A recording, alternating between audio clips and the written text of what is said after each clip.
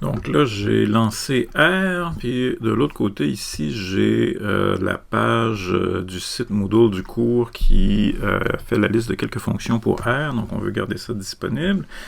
Donc la première étape dans R, ce serait si j'avais à installer des paquets, je ferais ça maintenant, mais on a installé des paquets seulement une fois, donc nous, comme nos paquets sont déjà installés, je vais passer sur cette étape-là pour aller à la prochaine étape qui est de vérifier, échanger au besoin mon dossier de travail. Donc ça, c'est dans le petit menu qui s'appelle sur le Mac. C'est pas au même endroit sur le PC, mais sur le Mac, il faut aller dans l'élément du menu ici en haut qui s'appelle Miscellaneous, puis on va aller chercher notre Working Directory, donc notre dossier de travail. Actuellement, ça me dit moi que c'est dans Usager, Event et Trou, mais j'aimerais le changer. Donc là, moi, j'ai un petit gadget ici pour faire apparaître le bureau. Ça, c'est comme ça ici, c'est le fichier que j'avais créé tout à l'heure. Là, j'aimerais faire un nouveau dossier ici sur mon bureau à moi que je vais appeler statistiques.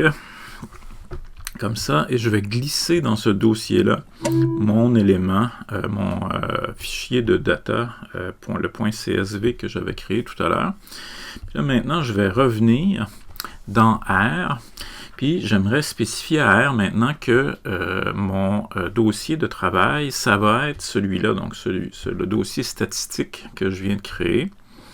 Je viens de faire ça maintenant, puis ici, je peux retourner ici, faire Get Working Directory, puis m'assurer que effectivement maintenant, c'est bien le dossier statistique qui est mon dossier de travail. Peut-être la prochaine étape, ça serait, tout à l'heure on a dit qu'on n'avait pas besoin d'installer des paquets, mais il faut toujours, donc à chaque fois qu'on lance R une nouvelle fois, il faut charger nos paquets. Ça fait que là ici, je vais profiter du fait que c'est déjà installé dans le Moodle, donc je m'en vais chercher ici les 3 lignes de code qui correspondent à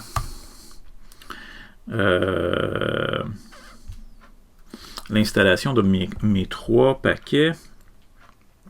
Donc là, ici, tout va bien. Ça me dit aussi parce qu'il y a des paquets, des sous-paquets qui sont installés. Donc là, j'ai un résumé de l'ensemble des installations qui ont été faites. Et il me reste une dernière chose à faire, c'est de charger mes données à l'intérieur de R. Donc là, on va aller chercher pour faire ça ici. Je vais prendre cette ligne-là, donc je vais coller ça ici dans R, mais en prenant soin de changer ici le nom du fichier. Moi, ça s'appelle mydata.csv, puis je vais faire un retour après ça. Il n'y a rien qui se passe, donc c'est bon signe. Maintenant, je vais retaper le nom de mes données, puis là, il y a une liste donc de l'ensemble de mes données. Là, je pourrais en profiter pour vérifier qu'il n'y a pas de trou, mais on dirait que c'est très bien partout. Donc, j'ai ici le matériel correspondant à 4 variables, mais il y en a juste 3 dans le fond que je vais utiliser, sex, housing, bis et R-score. Et on va voir ce qu'on peut faire avec ça dans le prochain vidéo, parce que là, j'ai terminé le paramétrage de base, si vous voulez, de mon R, puis je vais, dans la prochaine partie, essayer de procéder à quelques analyses.